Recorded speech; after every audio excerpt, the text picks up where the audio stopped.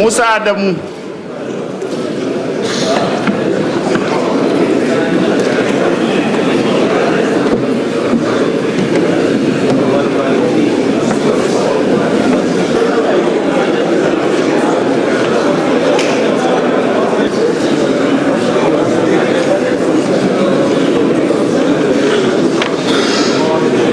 Mesdames et messieurs les députés, Monsieur le Premier ministre, nous avons les résultats du vote. Pour 70 voix.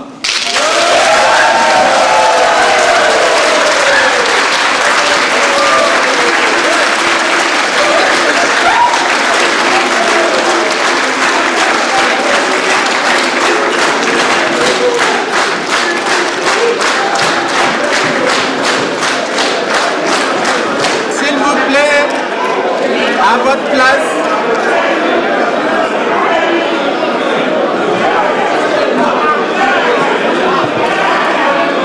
Je demanderai aux membres du gouvernement de rejoindre leur place, s'il vous plaît.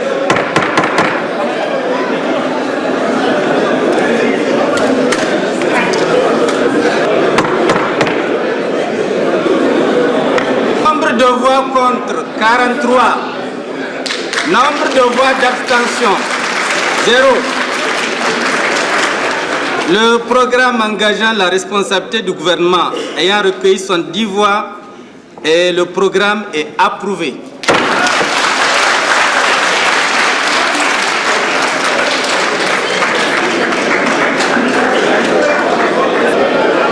Ça veut dire que...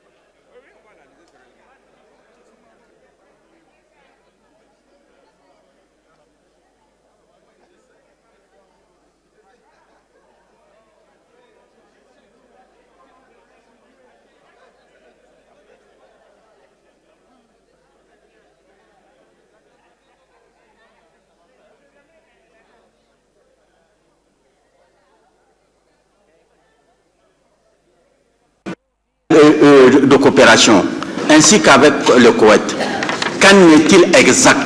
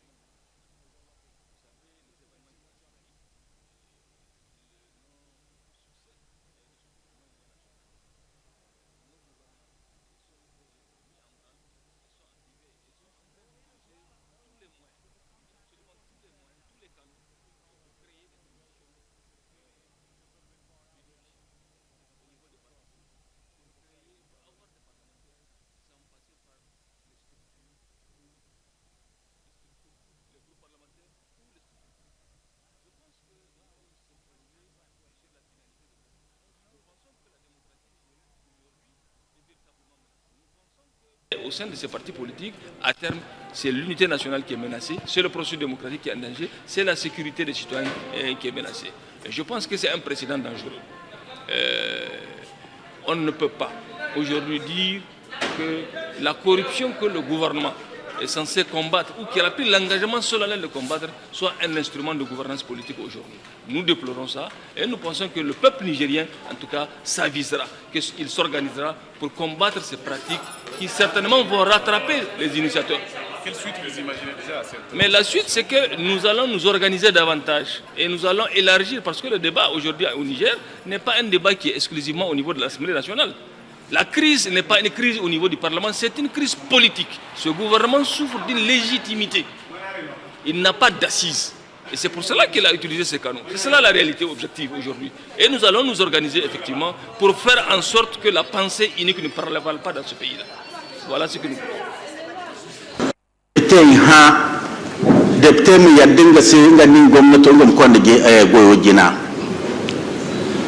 Et de la lettre du Premier ministre en s'adressant à l'Assemblée nationale, il proposait la mise en responsabilité de son gouvernement par rapport au programme. Et pour cela, il avait annexé 3 documents à cette lettre-là. Mais les 3 documents, Monsieur le Président, si vous regardez bien, ce ne sont pas des programmes, ce n'est pas un programme, c'est un plan. J'aurais voulu que peut-être qu'on puisse redemander au Premier ministre effectivement de transmettre un programme et non pas un plan. Je sais de quoi je parle et je sais également qu'il y a beaucoup de planificateurs de l'équipe gouvernementale et par rapport à la planification, Monsieur le Président, quand on dit plan, c'est différent d'un programme, c'est différent d'une stratégie, d'une politique, d'une vision. J'aimerais bien, Monsieur le Président, qu'on se comprenne par rapport à la terminologie, puisque dans l'intervention du Premier ministre, lui-même, parfois, il parle de programme, il parle de plan, il parle de... En tout cas, il n'y a pas une terminologie claire pour mieux définir ce qu'on nous a transmis et sur quoi nous devons effectivement discuter et approuver. Aujourd'hui, Monsieur le Président, c'est le plan qu'on nous a soumis et non pas le programme. Je vais vous dire pourquoi, Monsieur le Président. Parce que dans le document qui a été transmis, ils savent très bien que ce n'est pas un programme, mais c'est un plan. Puisqu'ils disent à l'intérieur de leur document qu'il y a 86 programmes qui composent leur plan. Donc, en réalité, le plan a été élaboré, il a été soumis aux partenaires, mais depuis lors, Monsieur le Président, il n'y avait pas eu un programme d'action. Il n'y a pas un programme d'action, il y a eu un plan d'action, mais le plan d'action ne remplace pas le programme d'action. c'est fondamental, c'est essentiel, Monsieur le Président, puisque nous allons le voir après, Monsieur le Président, puisque si c'était un programme que nous avait soumis, on aurait dû avoir effectivement des critères, des paramètres sur lesquels nous allons nous baser pour effectivement parler de cette question de confiance au gouvernement ou pas. Puisque, Monsieur le Président, ça fait 3 ans aujourd'hui que le gouvernement est en train de travailler. Et il travaillait sur le programme de la Renaissance. Aujourd'hui, suite à la présentation du Premier ministre, je me suis retrouvé dans un embarras. Je me suis posé la question, est-ce qu'on est en train de nous présenter une deuxième DPG? Ou bien c'est le programme de Renaissance, ou bien le plan de Renaissance qui a été révisé et revu à la baisse, évidemment, puisque le contenu de ce qu'on nous donne ne vaut pas peut-être le contenu du programme de la Renaissance. Monsieur le Président, à ce niveau, c'est hautement important. On nous a soumis un plan et non pas un programme. Et la preuve, je voudrais peut-être poser la question au Premier ministre. À cette date, en dehors du listing qu'il y a dans le plan qui nous a été envoyé, sur les 86 programmes qui composent ce plan, Monsieur le Premier ministre, véritablement, il y a combien qui ont été élaborés? Puisqu'il faut élaborer les programmes d'abord, qui sont les programmes sectoriels avant de passer à la mise en œuvre. Véritablement, sur les 86 programmes, il y a combien qui ont été élaborés? 1. Monsieur le Président, merci. Autre, la réalisation des actions structurantes, gage d'un développement économique durable. Sa mise en œuvre nécessite la mobilisation des ressources attendues des partenaires. Et je pense que la signature très prochaine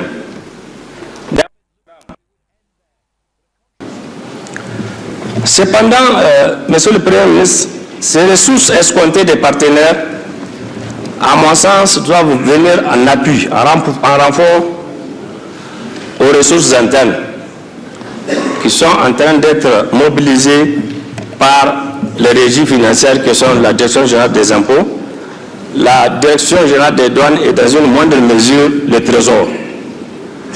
Ces structures sont en train de réaliser des performances remarquables et elles méritent d'être appuyées, soutenues pour une meilleure amélioration de ces ressources internes. Cette mobilisation des ressources internes, Monsieur le Premier ministre, elle doit aussi intervenir, elle doit se faire au niveau de la conclusion prochaine du contrat avec Areva. Et c'est dans ce cadre que j'encourage fortement le gouvernement à mettre en avant le seul intérêt supérieur de la nation. C'est un moyen qui permettra d'améliorer très significativement nos ressources internes et conséquemment dépendre moins de l'extérieur. Et en prélude à ces négociations, j'aimerais apporter ma modeste contribution.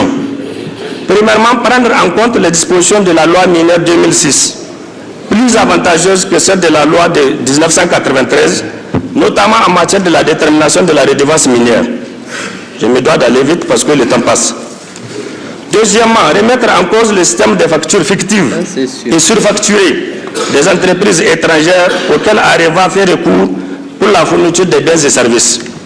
Ce système entraîne un manque à gagner à l'État en aménagant les bénéfices imposables à l'impôt sur les bénéfices ou même en ressortant un résultat fiscal déficitaire, compromettant du coup la distribution des dividendes.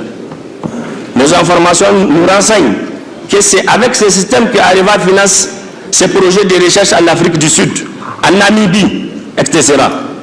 Par ce système, Monsieur le Premier ministre, beaucoup d'argent échappe au fisc nigérien, avec des factures atteignant souvent 500 millions et même les milliards.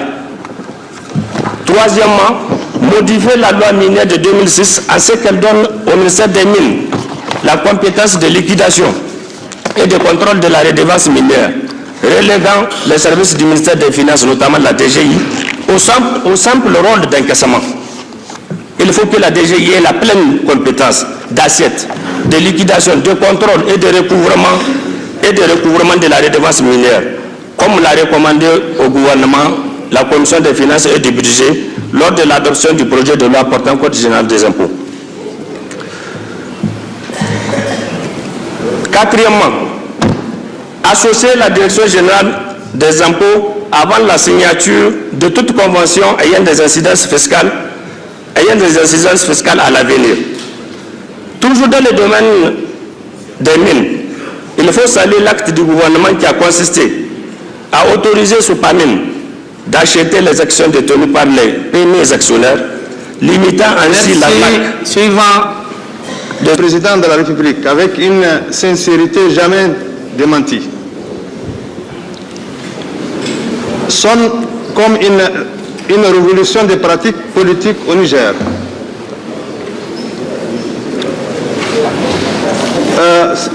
Monsieur le député Max, il ne faut pas avoir de mots, c'est pour tirer les choses au clair que cet exercice constitutionnel est demandé, qui est le vote de confiance. Historiquement et de par le monde, partout où le régime des parlements est en vigueur, le régime des parlements en vigueur est pratiqué, la demande d'approbation d'un programme appelé aussi question